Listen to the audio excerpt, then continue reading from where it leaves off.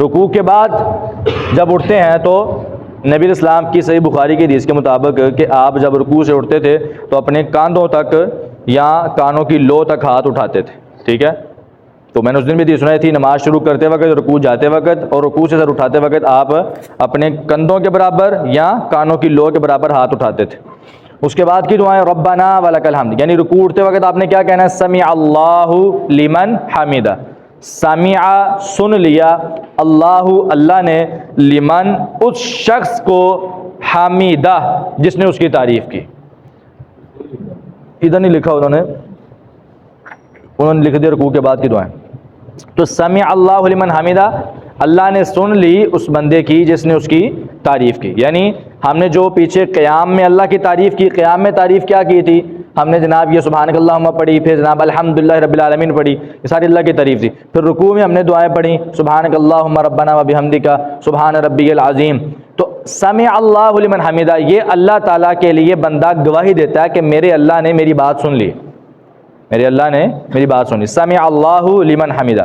اس کے بعد ربنا، اے ہمارے رب، ولک الحمد، تیرے لیے ہی تعریف ہے، ٹھیک ہے؟ وہی بات جو پیچھے بھی آئی تھی، حمدن کثیرن، ایسی تعریف، ایسی حمد جو کہ بہت زیادہ، طیبن، پاک تعریف، پاکیزہ تعریف، دوسری نہیں، مبارکن فیہ، جس میں برکت کی گئی ہے، ٹھیک ہے؟ یعنی بہت زیادہ برکت والی اور پاکیزہ تعریف ساری کی ساری تیرے لیے، یعنی یہ بندہ اللہ تعالیٰ کو کہتا ہے۔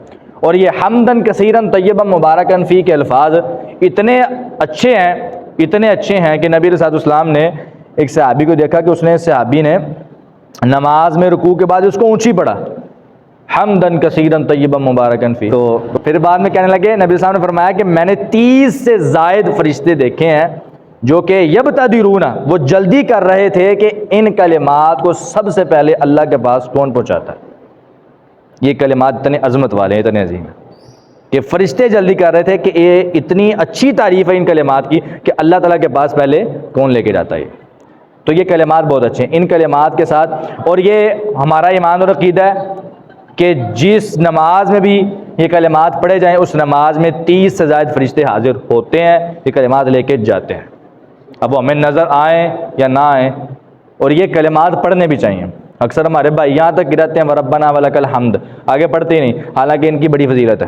حمدن کثیرن طیبا مبارکن فی، اللہم، اے اللہ، ربنا، اے ہمارے رب، لک الحمد، تیرے لیے ہی تعریف ہے، ملء السماوات و ملء الارض، آسمانوں کو بھر کے اور زمین کو بھی بھر کے، ساری کی ساری تعریف تیرے لیے، وما بینہما، آسمان و زمین کو بھر کے اور ان تمام چیزوں کو جو ان کے درمیان ہے، آسمان و زمین کے درمیان اس سب کو بھر کے ساری کی ساری تعریف اللہ کے لیے۔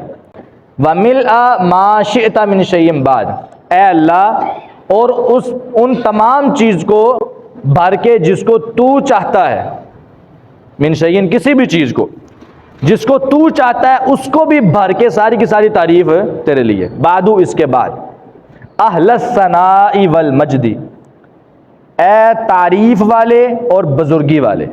ثنا کیسے کہتے ہیں؟ تعریف کو کہتے ہیں نا، اللہ تعالیٰ کی حمد تعریف۔ اہل الثناء، اے تعریف والے، والمجد، اور بزرگی والے، شان والے، اپنے اللہ سے مخاطب بندہ۔ احق ما قال العبد، یہ سب سے سچی بات ہے جو بندہ کہہ رہا ہے، یعنی اس بات میں ذرہ برابر بھی جھوٹ کا اور شک کا امکان نہیں کہ ساری کی ساری تعریف تیرے لیے۔ احق، سب سے زیادہ سچی ہے، ما قال العبد، یہ بات جو بندہ کہہ رہا ہے۔ وَكُلُّنَا لَكَ عَبْدٌ، اور ہم سارے کے سارے تیرے بندے اور غلام ہیں، یعنی انسان نماز میں اس چیز کا اقرار کرتا ہے کہ وَكُلُّنَا لَكَ عَبْدٌ، ہم سارے کے سارے تیرے بندے ہیں اور غلام۔